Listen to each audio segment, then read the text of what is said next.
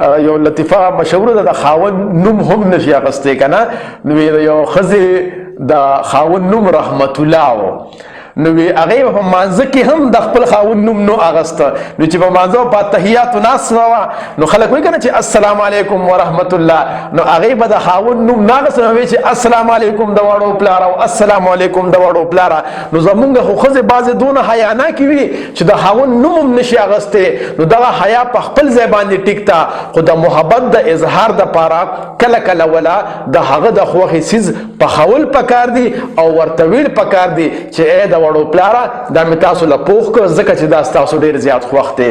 نو انشاءالله العظیم دا سلسله به جاري وي. ستاسو نه هیله لرمه چې همدغه شانتې به تاسو مونږ سره اوسیږئ چې مونږ کوم دا لایف سیشن د خپل کور د ماحول باره کې شروع کړی دی، په خپله به یې هم ګورئ او خپل ملګرو سره به یې هم شریک کوئ.